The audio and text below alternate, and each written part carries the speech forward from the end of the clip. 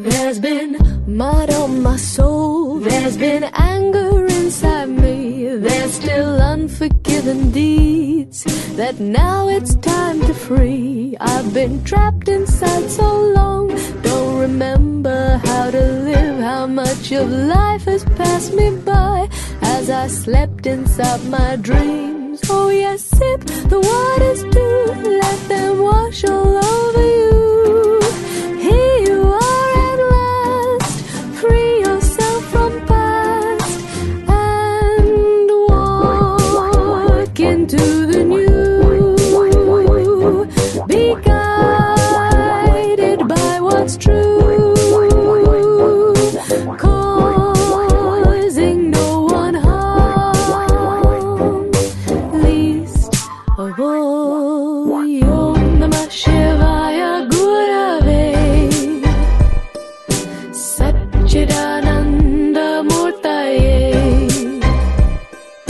Nishprapanchaya Shantaya Niralambaya Tejase. Satyam Shivam Sundaram Sansarasaram Abhayankaram Dukhaharam Karunavataram Jyotirmayam Swayambhu Prakritistudaram Shivasmarami Jagat Swami Nirvikaram. Om Shanti. Sit in water. Float in peace. Let water cause you release. Bathe in water. Let it flow. You can hold unto water, so let it hold you. When water has done its work, you will find that you are lighter. And what was waiting you is left waiting the water. That's the beauty of the water. When you are bathing in water, something that was heavy on you is released, is gone. That which was in the water, that which was in you, has become the part of water. They believe in holy pilgrimages and in holy bath. That's the part of the ritual. But which water? We have often heard in Murlis that the water of Ganges is not the purifier, but the water that flows, but the nectar of knowledge that flows through the mouth of Brahma is the real nectar. It's the real milk that nourishes the human souls. Knowledge has been compared to so many things. It's the water, it's the milk. And especially in India, this word is famous. Gaumukh, the mouth of the cow. If you go in Abu, you will have this place. You must have seen it. There is a statue of a cow, and from the snout, water is flowing, and they say that this water is coming from the river Ganges. But as we know, everything is symbolic. The cow is Brahma, and the knowledge and the water which is coming out is knowledge. So when God speaks, He speaks through Brahma. And the knowledge and the water that comes out sustains the world, gives a new life. It's not the ordinary water, it is the life-giving water. The desire for knowledge, the thirst for knowledge. This water will quench our thirst. We have been thirsty since time immemorial. Birth after birth, we were searching knowledge. But scriptures could not satisfy.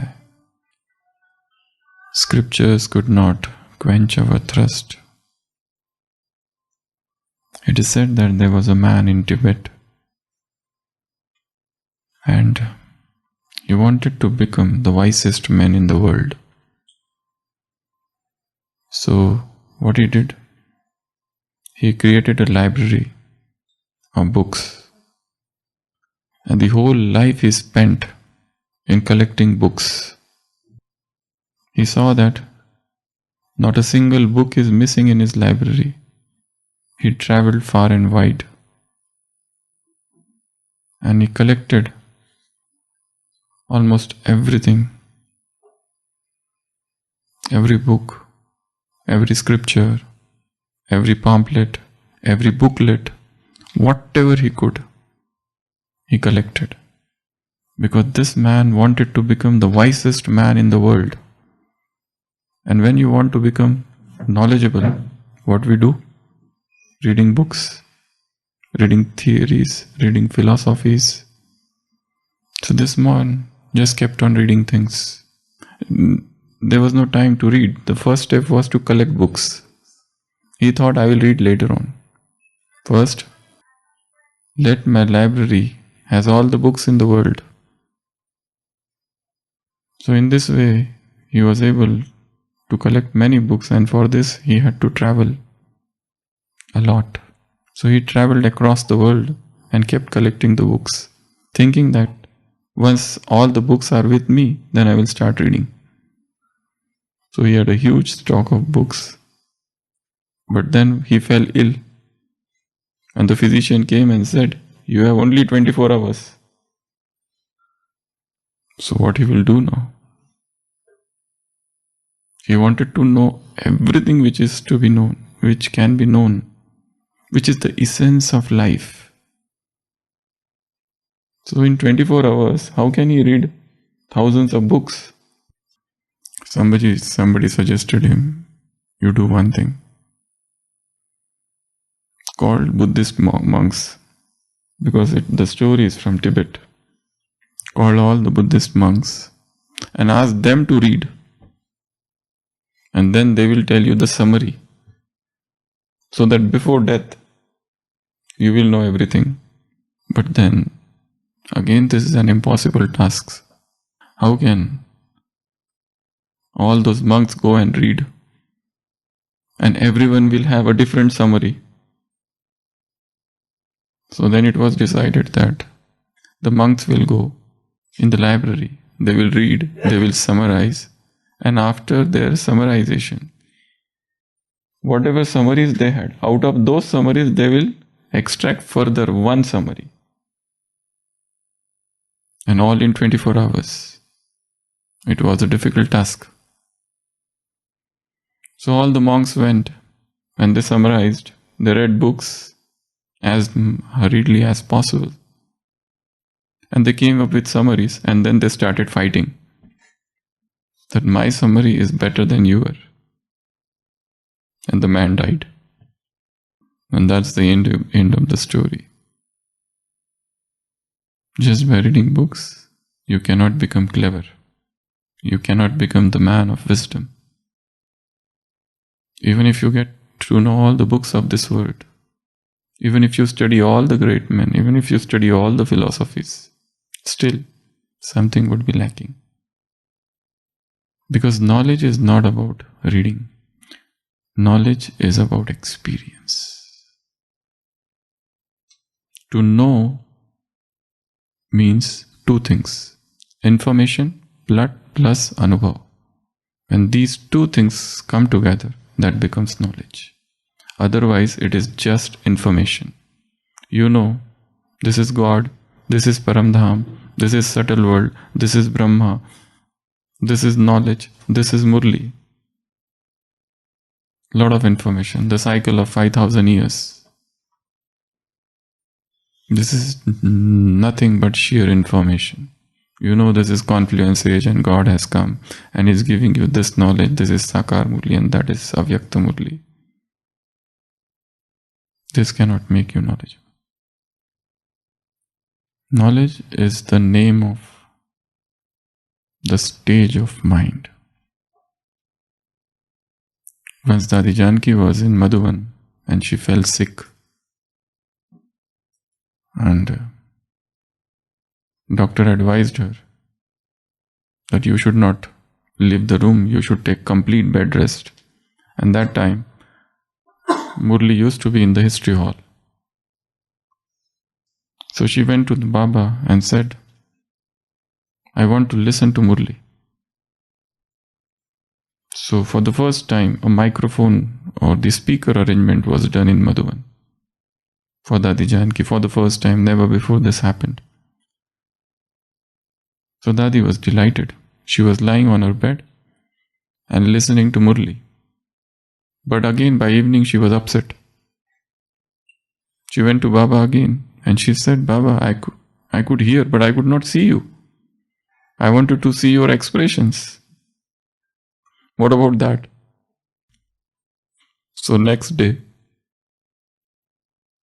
near the door of the history hall, there was a bed. And Dadi was lying there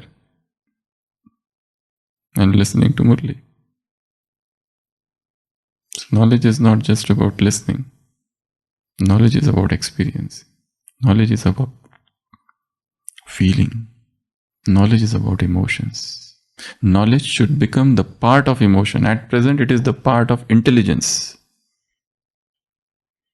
And knowledge can make you intelligent, but intelligence is proud. Intelligence is ego. Intelligence makes you fall. Many times. There is no dearth of intellectuals in the world. If you study all the intellectual people of this world, you will find that their logic, their reasoning is so strong. But then, they are not the men of realization. Realization is an internal journey. If you can just sit at one place without doing anything for a few hours, it's a great achievement. Just sit for some time without moving. The desire to move body is the desire. It's a symptom of restlessness of the mind. Even whilst we sit here, how many times we must be moving? Sometimes fingers, sometimes knees, sometimes toes. We want to move. And when body moves, the mind moves. Just sit and see what happens. Still, without doing anything. Let the mind become like the ripple-less pond, the limpid pond, where the clear waters, in its stillness, would reflect what is below, or would reflect the moon which is above. But the mind should become like ripple-less water, thoughtless. Baba calls Aman, no mind. The stages of higher consciousness are the stages of as less thoughts as possible, undisturbed, unaffected. The stillness of the mind is purity. Purity is not about brahmacharya. Purity is not about conquering lust. Purity is not about even conquering senses. The highest definition of purity is equanimity. The mind is still. Somebody is coming and praising you. You are so good. You are yogi. Undisturbed. Somebody is coming and abusing you, maligning you, talking against you, spreading bad news against you. You remain stable. There is no attachment to praise, and there is no hatred for those who talk against. They both appear similar to you. This is purity. Equanimity is purity. Equipoise of the mind is purity. Because mind has a tendency to move like a pendulum. When there is a victory, we rejoice. And when there is a defeat, we feel unhappy, we cry. When we know something, we are full of confidence. When we don't know something, we don't want to speak. People will say, would you like to speak? We say, no, I am not. You speak. The real reason is that I do not know. And I want to hide my ignorance. So mind is like that pendulum. This side, this side, this side, this side. Weather is good, you feel happy. Weather is not good, you feel unhappy. People praise you, you feel exhilarated, extremely happy. I am so good. But the next moment, somebody abuses you like anything. You feel unhappy. Knowledge is to become Sthita Pragya Yogi. Knowledge should make you powerful. And the man never cries. It's not about male or female. The man never cries. Last Sunday's Murli, Baba described divine intellect. There is worldly intellect also. You can become a great scientist and you don't need spirituality for that. You don't need even brahmacharya for that. You can become very strong, very powerful. Worldly intelligence can come to you. But spiritual intelligence, divine intellect is entirely a different thing. The intention should be extremely pure. I remember when this group was started, there were only 2 people here. And we used to sit and discuss. One person here, one there, and one there. That's it. And there was no recording, nothing. No business of any other thing. And then few more joined. And we did not have even cell phones that time. We would just sit and discuss Murli. Then gradually mobile came. And then they would keep that here. That mobile would record the voices of everybody who is there. But we had no business with the world. We were busy only with ourselves. But one thing was there. The intention was extremely pure. The intention was extremely pure. That it should benefit everyone. We never knew that such a small place would become an international platform one day. There used to be one speaker here. There was one person who wanted to hear it live. So only for that purpose he had kept. Somebody from Mumbai. Where that is gone. It is there.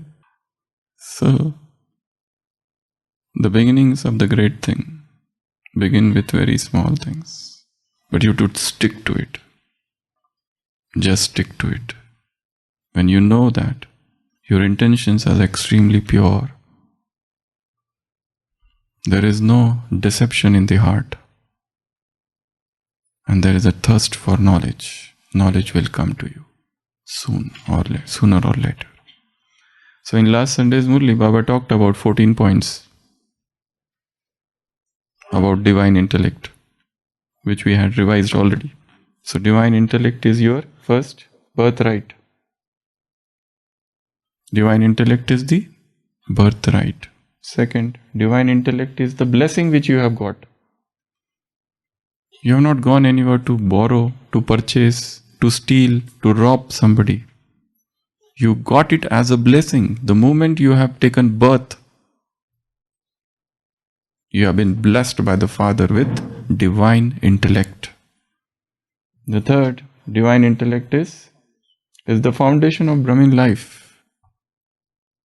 It is the very foundation of your life. Without the divine intellect, how can you function? Fourth, divine intellect is the foundation of this Marji Vachanam or Jivan Parivartan, life transformation. Foundation. So that's the divine intellect. It's the very foundation. Then divine intellect is the foundation of a right decision. Right decision. You have to take decision about yourself, about others, about Brahmin family. Our life is full of decisions. Whether I should go or not go, there is a decision. You have to take decisions about others. You have to take decisions about the family. So right decision. Next, divine intellect is the foundation of right discrimination. Baba said, you are Vidyavati, Vidya Devi, Saraswati. You know which is pebble and which is pearl. You can segregate. Next, divine intellect is the basis of right understanding. You have to understand yourself, Baba, and every soul. I have a particular impression about this soul. And I think of this soul as a very great soul. But somebody comes and pollutes my mind. And then my image of this person is destroyed.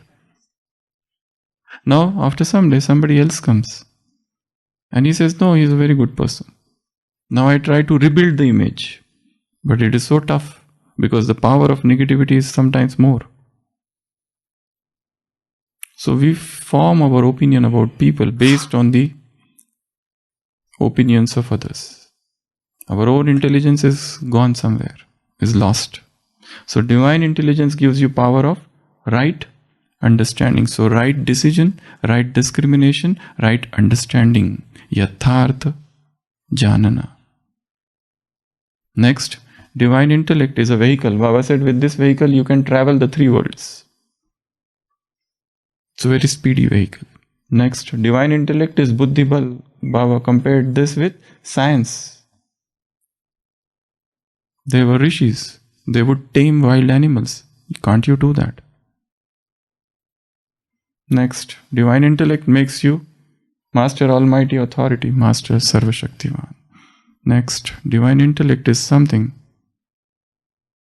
that makes impossible possible. Next, divine intellect is something. If you apply this divine intellect in any seva, you will experience Paramatma Prem, godly love. Next, divine intellect is something that gives you the experience of Paramatma Parichay, Milan Prapti, introduction of God, meeting with God, and attainments from God. And last, 14th, divine intellect is something that will help you conquer Maya because you have got pure touchings from God. So impure touchings of Maya, they cannot even come, they cannot even touch you because mind is filled with pure thoughts. So Baba said, two things about intelligence. One, use this intellect, and second, safai, clean this intellect. The whole Brahmin life is about these two things. Whole last Sunday's Murli, the essence was just these two words. Use the intellect as per seva, as per time, as per in mind, speech and karma. Using. And second, cleaning, cleansing of intellect, purification of the intellect, decontamination of the intellect, detoxification of the intellect. Because intellect has become contaminated with opinions, with comments of people. Purify the intellect, and you need very deep silence for this purification. Om Shanti.